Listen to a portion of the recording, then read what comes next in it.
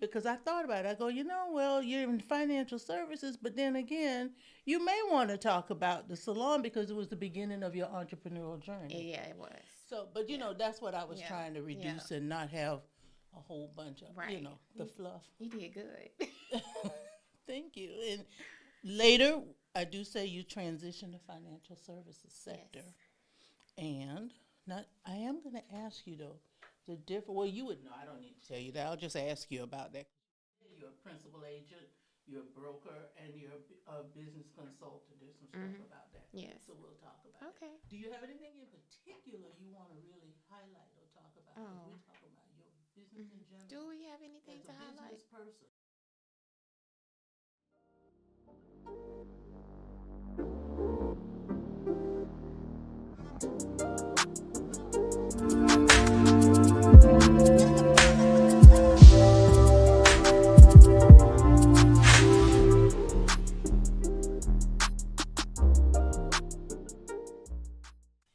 It is an honor to have Shalita Shante Hunter, also known as the Millionaire Queen, with us today.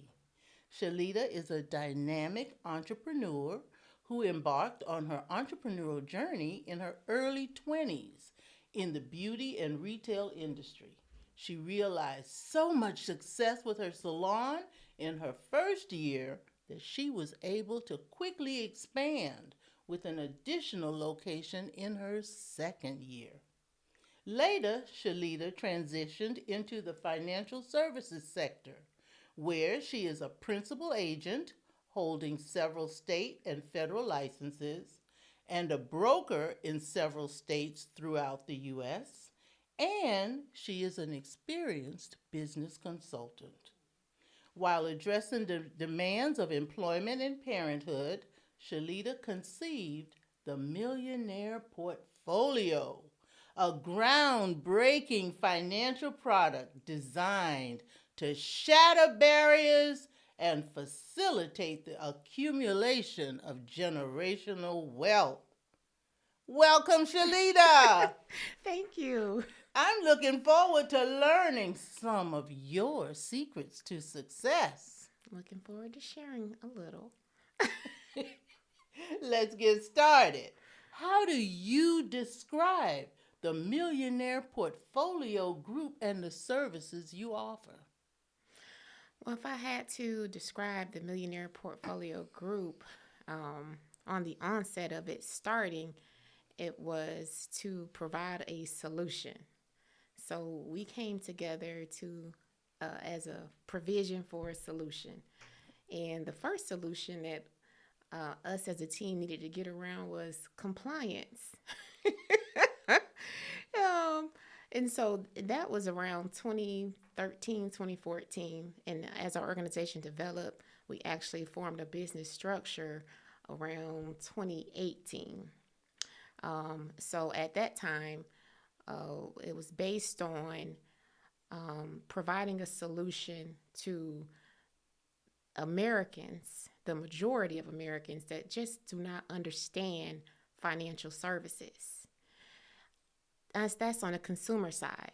Then on a business side, for the small business owners that has been disconnected from the overturn from corporate that has really ran out so many of how small business operated on a relationship basis.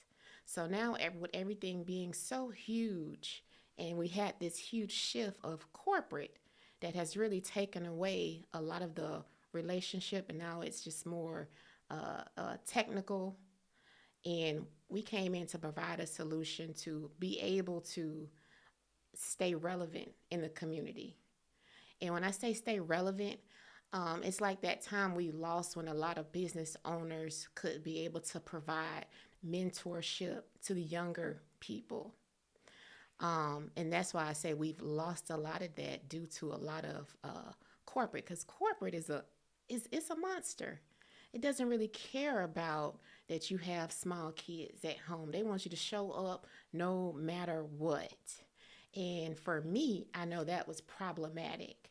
So for me, that's why I honed in on how do we get to the next level? Well, it's through business and it's through learning how to navigate the financial services in a way that's going to best benefit you, not best suit you, but best benefit you.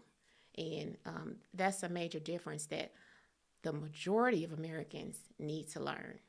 Okay, well, you've raised a few issues there that we're going to go back and talk about a little bit more. You said solutions to compliance.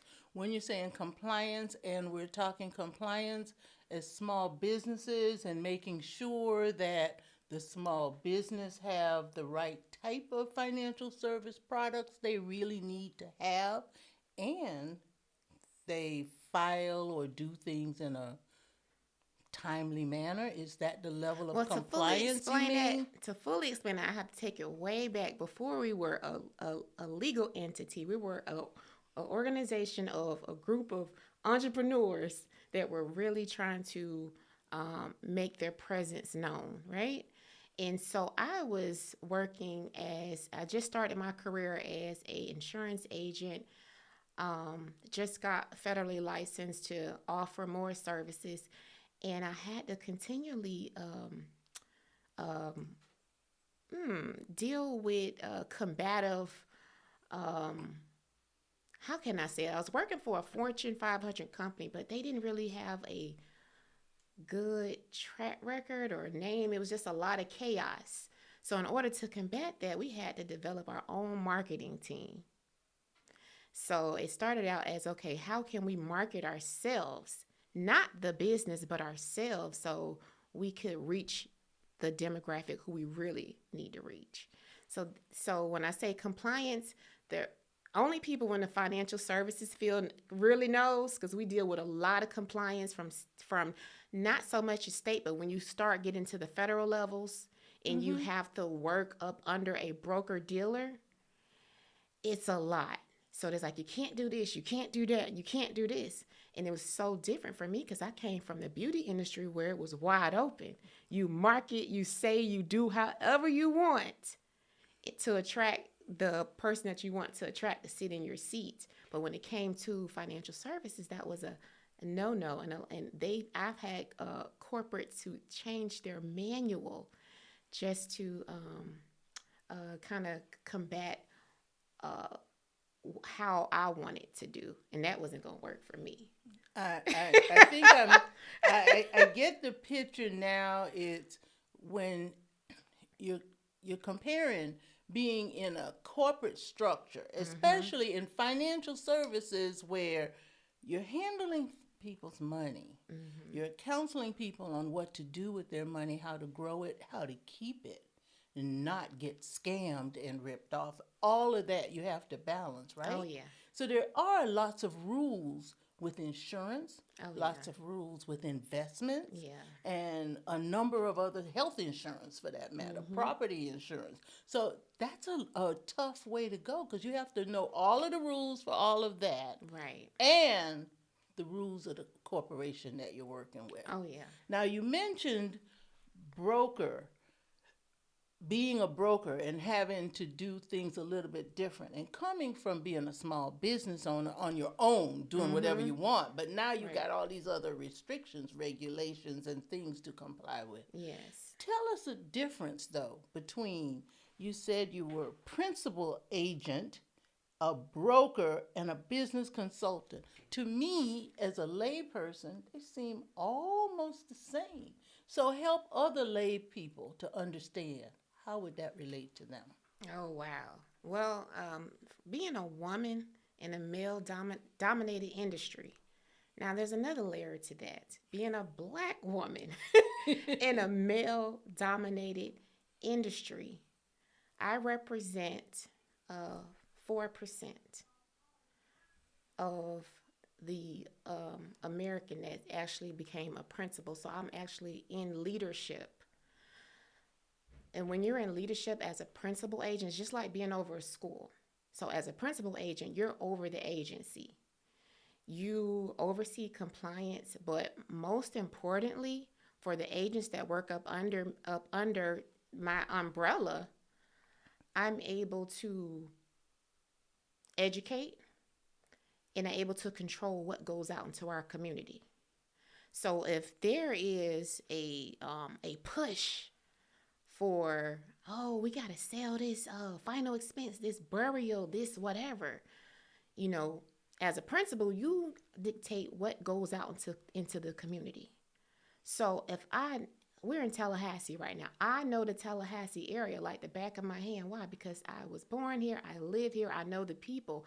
I know what our struggle is, right? Mm-hmm. So therefore, my campaign needs to be the solution in our community, Exactly. right?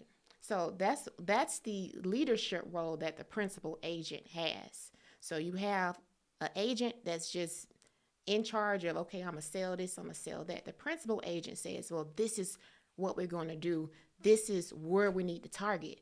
So if I know there's a community that has been struggling over the last 30 years, over the last 100 years, I know this is what this community needs. I need to be able to meet them where they are, develop this community, introduce them to the correct financial services product to change the whole economic demographic. Okay. So as the principal agent, then you would have the main relationship with the overall corporate entity that owns. Right now, I'm going to keep it with insurance. Yes. So you mentioned burial, so I thought, okay, I'm going to stick in the realm of insurance for right Yes. now. So if you're representing XYZ company, because we're not going to name any. There are many of them out there, and Right. We don't need to anyone name that's any. living and breathing can substitute a name in here, Exactly. whatever the commercials on TV may be. Right. You're the one as principal agent with that direct relationship. Mm-hmm. However, you within your organization would bring in other agents to work along with you selling those products, but they really work for your organization. We're big on independence. So you may have a contractor, then you may have a subcontractor. If you want to put it that way, it can work as that way. But what we provide is the leadership.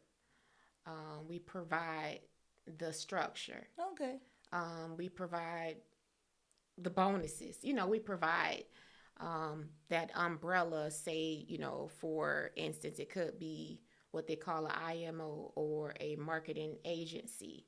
So we're the ones that say, hey, we got Agent Tom over here. Agent Tom specializes with this in this particular area. Let's connect him over here. So we put him on that pedestal so he can attract the right audience that's going to be best suited for that agent. Well, that's a lot of responsibility as Yeah. well as I would imagine. The Millionaire Queen, that's a lot of reward as well. But the responsibility is you would probably still have to identify those people that will make, as you said, the good agent or the best agent for certain demographic areas you're trying to target, right? Right.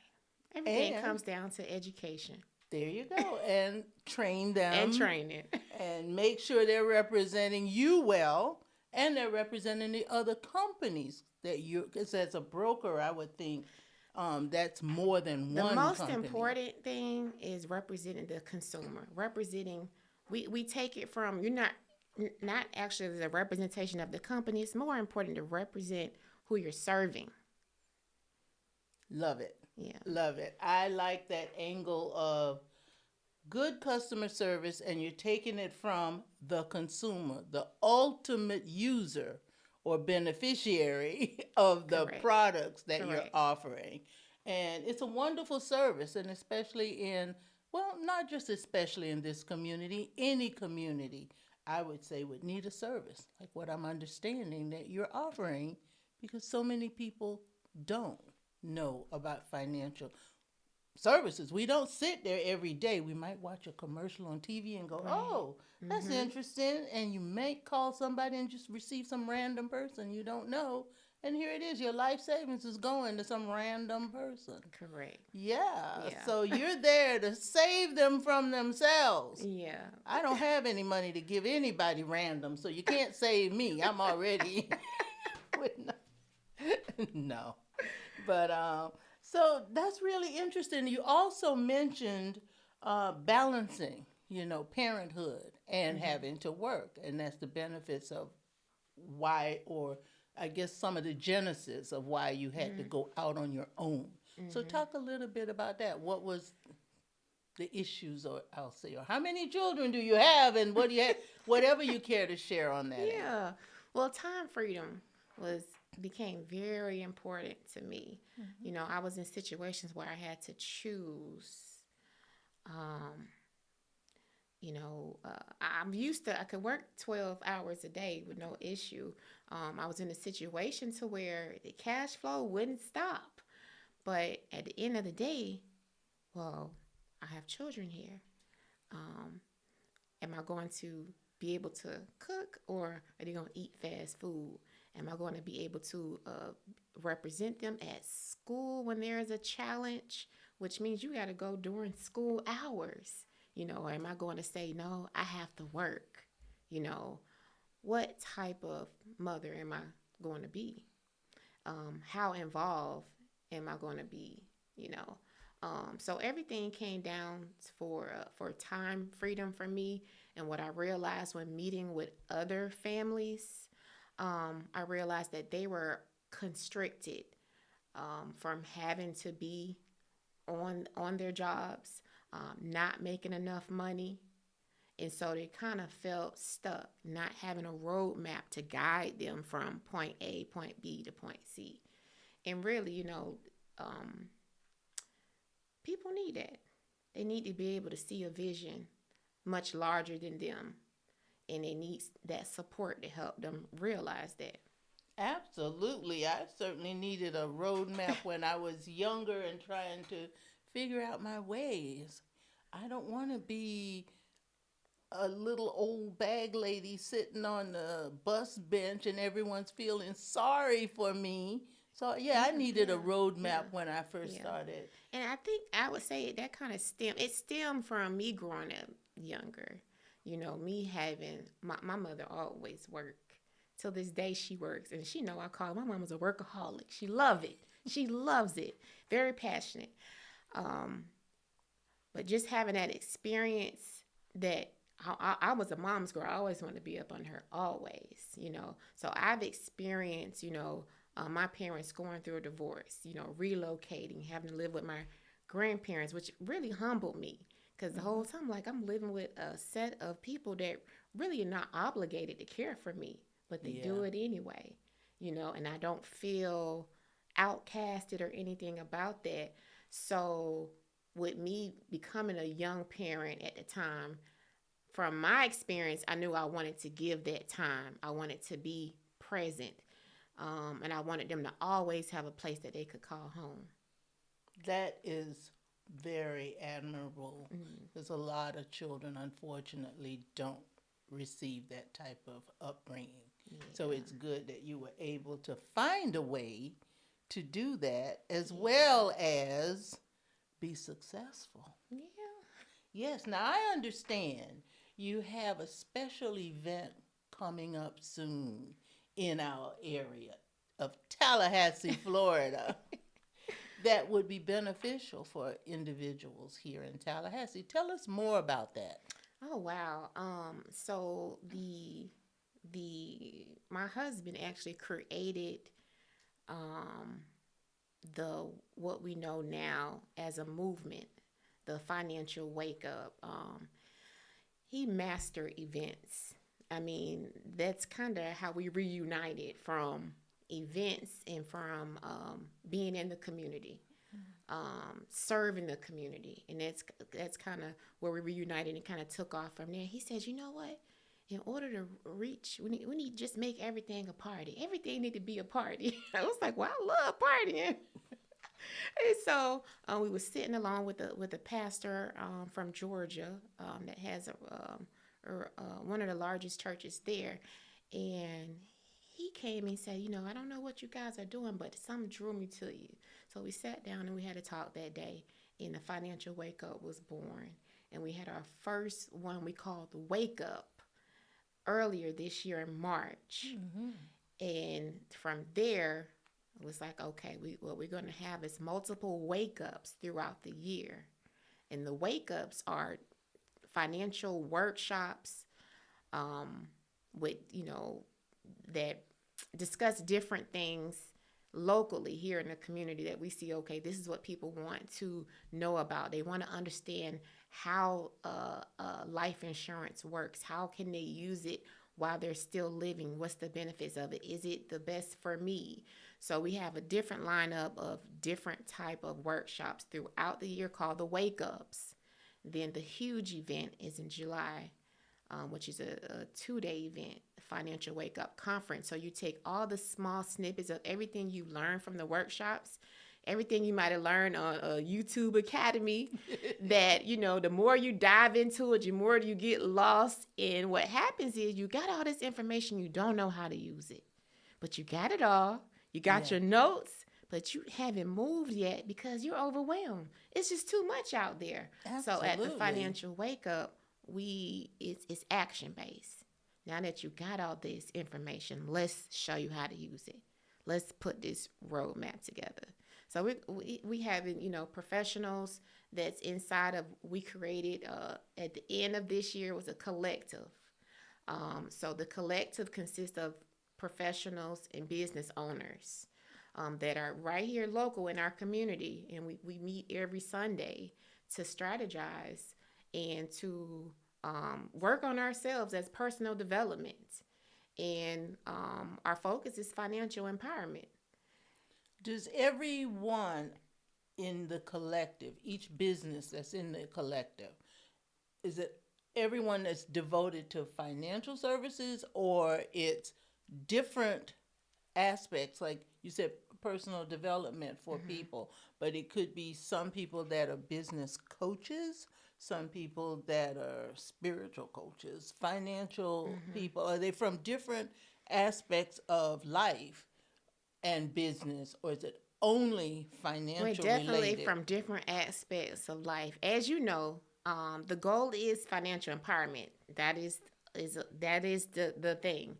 But there's a lot of things come up under that prohibits people from being empowered.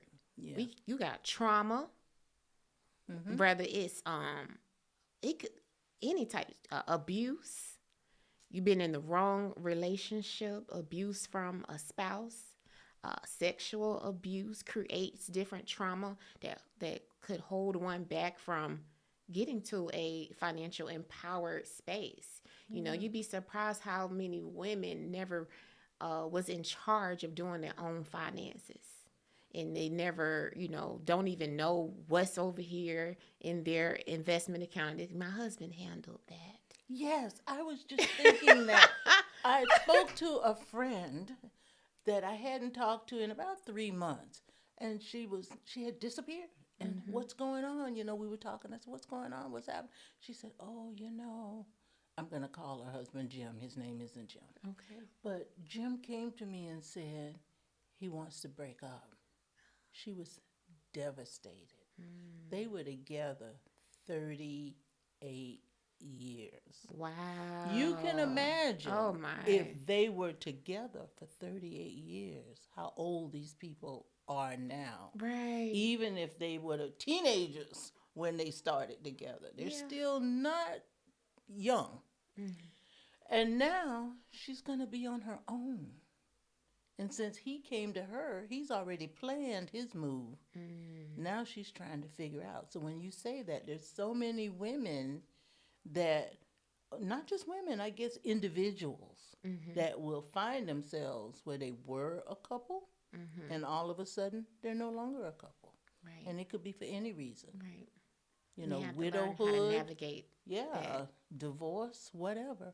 And now you have to learn. So you're offering a terrific service for Mm-hmm. people.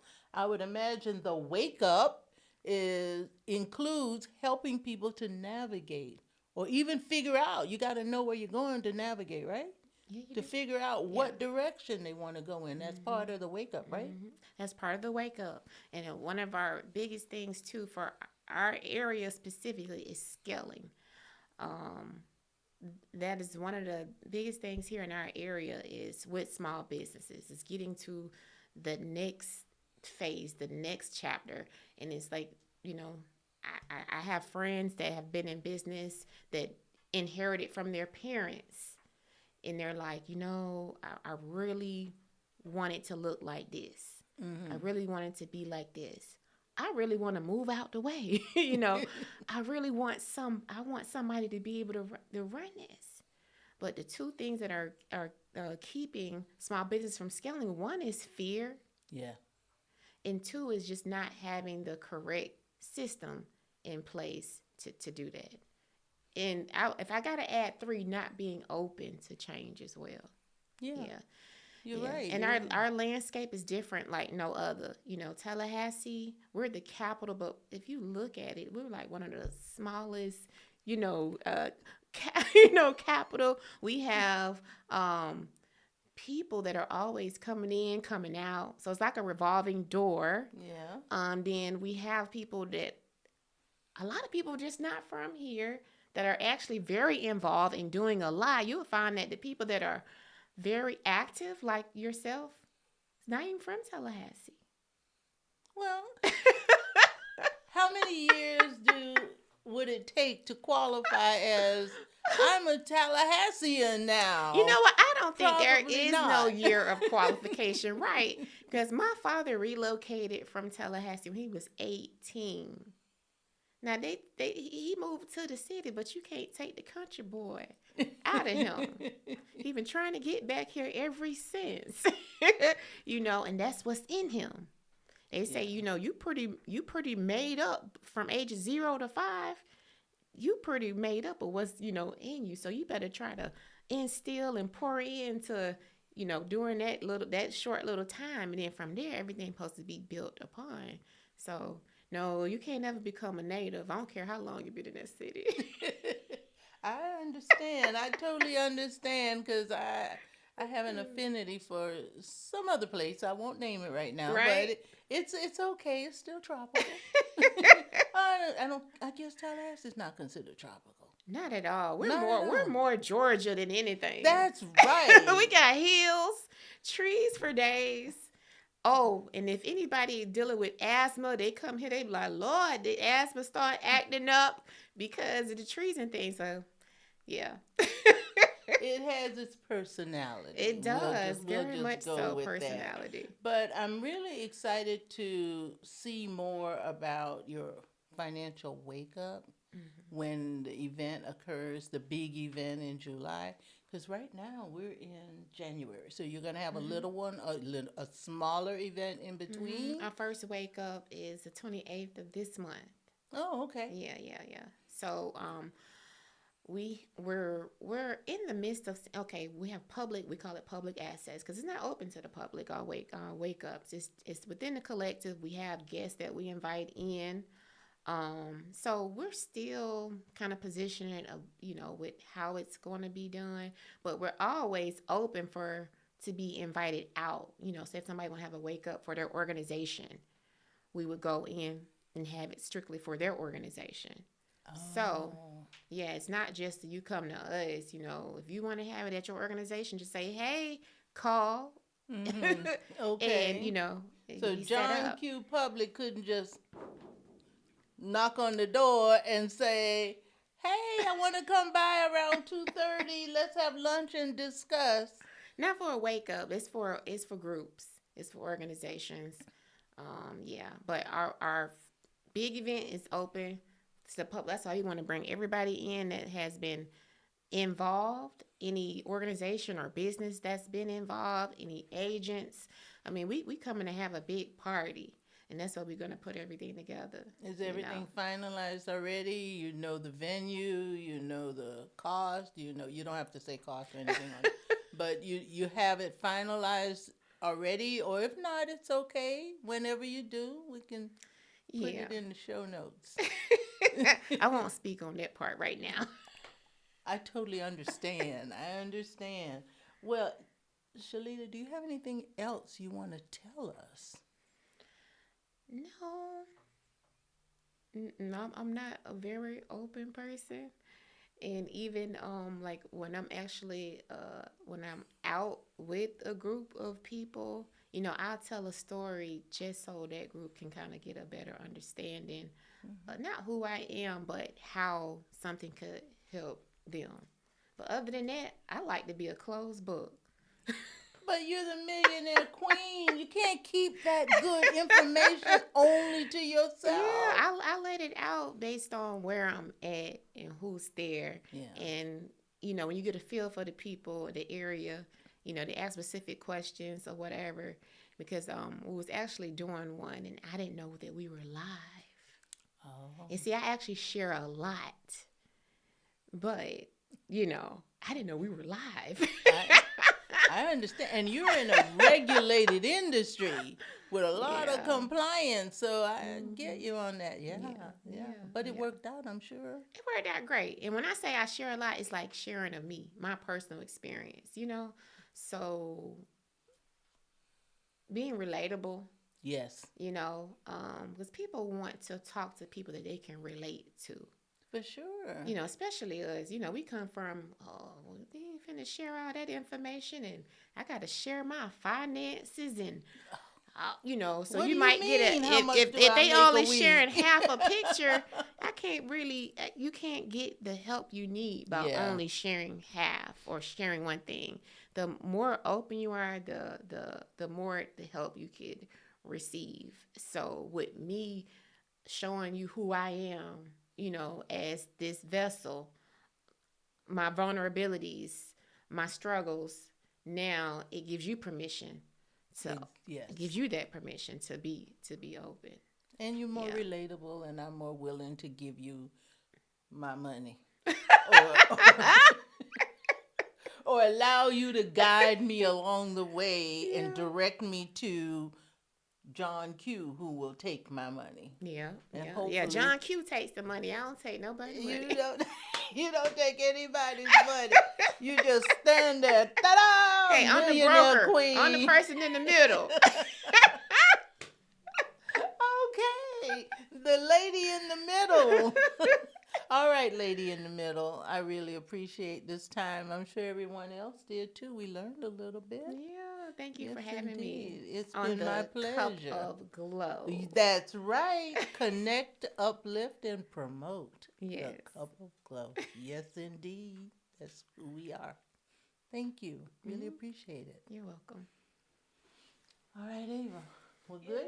All right. I can get this thing in.